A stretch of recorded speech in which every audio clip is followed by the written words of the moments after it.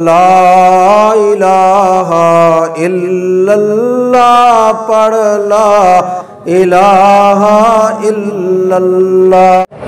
میرا بھائی گزارش یہ ہے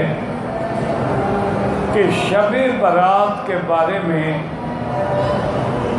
یہ جو بات علماء کہتے ہیں کہ قرآن پاک میں جو ہے کہ لیلۃ مبارکۃ انا کنا منذرین فیہا یفرق کل امر حکیم،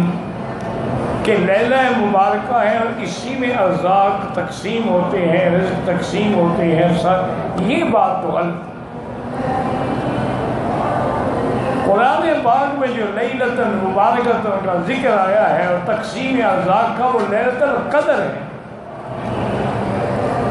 اس سے مراد 15 شعبان کی رات نہیں، لیکن بعض روایات میں ملتا ہے کہ شب برات جو ہے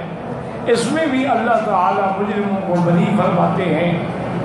اور آنے والے سال کے احوال جو ہے وہ بھی فرشتوں کو مطلع کرتے ہیں، اور اس کے اندر عبادت جو ہے وہ اللہ تعالیٰ کو بہت زیادہ پسند ہے۔ لہذا آدمی کوشش کرے کہ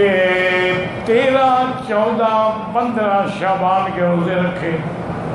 تاکہ لیالی البیض کی سنت بھی پوری ہو جائے اور 15 کا روزہ بھی ہو جائے۔ صرف ایک دن کے روزے رکھنے کا کوئی حکم نہیں، اور باقی اس رات میں جتنا اللہ توفیق دے، جتنا اللہ عبادت کرنے کی ہمت دے، اتنا ہی انشاءاللہ اللہ کے یہاں اس کی شان ہے، چونکہ یہ ایک ایسا مہینہ ہے جس میں حضور سب سے زیادہ روزے رکھے تھے، اور حضور دعا کرتے تھے اللہم بارک لنا فی رجب و شعبان و بلغنا رمضان، یا اللہ ہمیں رجب و شعبان میں برکتیں عطا فرما اور ہمیں رمضان المبارک نصیب فرما۔ اسی طرح دعا مانگتے تھے ہمارے اسلاف اللہم بلغنا رمضان وارزقنا صیامہ و قیامہ، یا اللہ ہمیں رمضان نصیب فرما